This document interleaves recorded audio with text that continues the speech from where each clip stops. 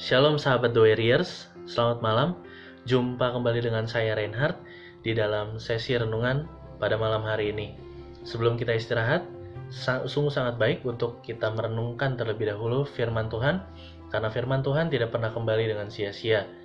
Dan pada malam hari ini tema renungan kita adalah kebahagiaan yang sesungguhnya. Saya ambil dari Mazmur 37 ayat 1-9. Mazmur 37 ayat 1-9. Mazmur ini ditulis oleh Daud, yaitu judulnya Kebahagiaan Orang Fasik Semu. Saya bacakan untuk saudara. Dari Daud, jangan marah karena orang yang berbuat jahat, jangan iri hati kepada orang yang berbuat curang. Sebab mereka segera lisut seperti rumput, dan layu seperti tumbuh-tumbuhan hijau. Percayalah kepada Tuhan dan lakukanlah yang baik. Diamlah di negeri dan berlakulah setia. Dan bergembiralah karena Tuhan, maka Ia akan memberikan kepadamu apa yang diinginkan hatimu. Serahkanlah hidupmu kepada Tuhan dan percayalah kepadanya, dan Ia akan bertindak. Ia akan memunculkan kebenaranmu seperti terang dan hakmu seperti siang. Berdiam dirilah di hadapan Tuhan dan nantikanlah Dia. Jangan marah karena orang yang berhasil dalam hidupnya, karena orang yang melakukan tipu daya. Berhentilah marah dan tinggalkanlah panas hati itu. Jangan marah, itu hanya membawa kepada kejahatan. Sebab orang-orang yang berbuat jahat akan dilenyapkan, tetapi orang-orang yang menanti-nantikan Tuhan akan mewarisi negeri. Dari sini kita akan mendapatkan beberapa poin. Yang pertama adalah orang yang marah dan iri hati akan termakan dengan kemarahan dan keiriannya tersebut. Jadi, kita diingatkan bahwa kita tidak boleh marah dan kita tidak boleh iri hati terhadap orang yang melakukan tindakan kecurangan.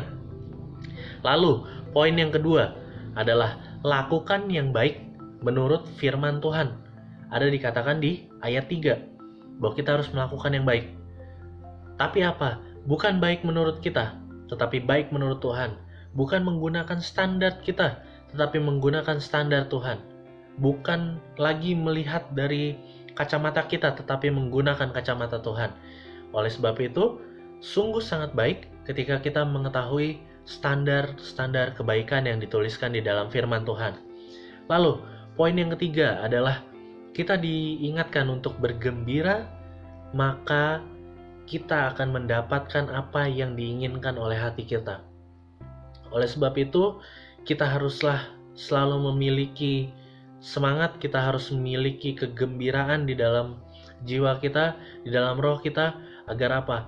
Agar Tuhan memberikan apa yang diinginkan di dalam hati kita. Kita tidak boleh menjadi orang yang murung, kita tidak boleh menjadi orang yang sungut-sungut, tetapi kita harus bergembira. Lalu, di ayat yang kelima, poin yang keempat, kita diingatkan bahwa serahkanlah hidupmu, percayalah kepadanya, dan Dia akan bertindak. Ini yang menjadi kekuatan bagi kita, orang Kristen, orang percaya, bahwa ketika kita menyerahkan hidup kita sepenuhnya kepada Tuhan, maka Dia akan bertindak. Kita menyerahkan, kita percaya, Dia akan bertindak. Dan hasil dari semuanya itu adalah poin yang kelima. Ketika kita sudah melakukan yang baik, ketika kita sudah mempercayakan kehidupan kita, maka apa?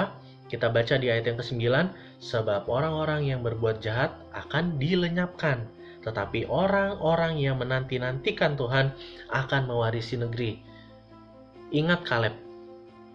Kaleb adalah salah satu orang yang menanti-nantikan Tuhan.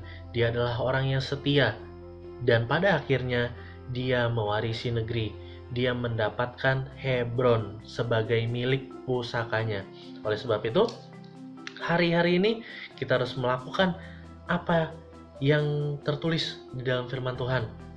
Khususnya yang terdapat di dalam Mazmur 37 ini. Di dalam tulisan Daud, bahwa kita harus melakukan segalanya yang terbaik untuk Tuhan. Lakukan tanggung jawab yang diberikan oleh Tuhan dengan yang baik, yang terbaik untuk Tuhan, agar kita mendapatkan negeri yang Tuhan akan wariskan.